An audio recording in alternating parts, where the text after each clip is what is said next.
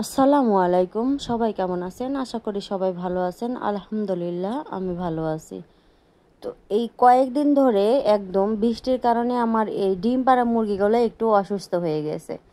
দেশি মুরগিগুলো মোটামুটি সুস্থ আছে, কিন্তু এই আমার টাইগার মুরগিগুলো যে কটা ডিম পাড়া মুরগি সব কটাই মোটামুটি দেখা যাচ্ছে 7টার মধ্যে 3টা কি 4টা এরকম দেখা যাচ্ছে একটু অসুস্থ।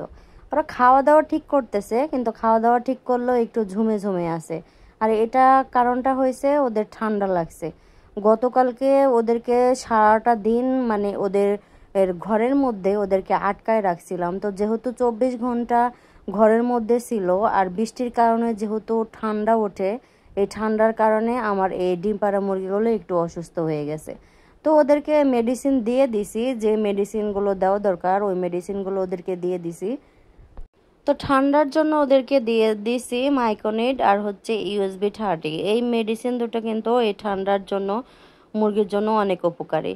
তো দেখা যাক, আজকে তো দিলাম, 2বার ওষুধ দেওয়া হয়েছে। তো আল্লাহ যেন আমার মুরগিগুলো সুস্থ করে দেয়, সবাই দোয়া করবেন।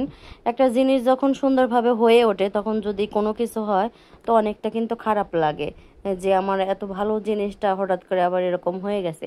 তো সেটা কোনো ব্যাপার না, সবই হচ্ছে আল্লাহর ইচ্ছা। আল্লাহ সব কিছুই দিতে পারেন আবার নিতেও পারেন।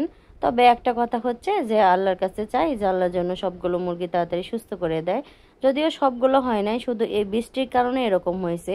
আর এই আষাঢ় মাস জুড়ে যেহেতু শুধু বৃষ্টি, আর দেখা যায় যে যেদিন 2 দিন একাধারে বৃষ্টি হয় তখন এই সমস্যাগুলো হয়। তো আপনাদের খামারের মুরগির অবস্থা কেমন অবশ্যই কিন্তু, যদি আপনারা মুরগি পালন করে থাকেন তো কিন্তু এই বিষয়ে আপনারা সচেতন থাকবেন। আর যদি এরকম অসুস্থ হয়ে যায় সঙ্গে সঙ্গে আপনারা কিন্তু মেডিসিন দিয়ে দিবেন।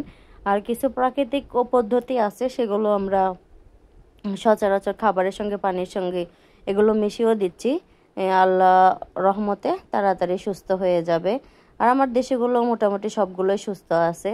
আর 2টা মুরগি এখনও ডিম নিয়ে বসে আছে। এখন আসলে আমার মনে নাই এবার একদম কবে যে ডিমগুলো বসাইছিলাম, আমার একদমই স্মরণ হচ্ছে না।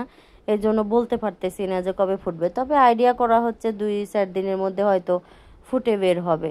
তো একাদারসে ওরা ডিমে পারতেছে আবার ডিমে বসতেছে। এর আগে 2টা মুরগি প্রথমে বসাইছিলাম, তারপরে একটা বসাইছি, ওইটা বের করছে, তারপরে আবার এরা 2জন বসছে, আরও 2জন এখন ডিম দিচ্ছে। দেশি মুরগি কিন্তু সবগুলো।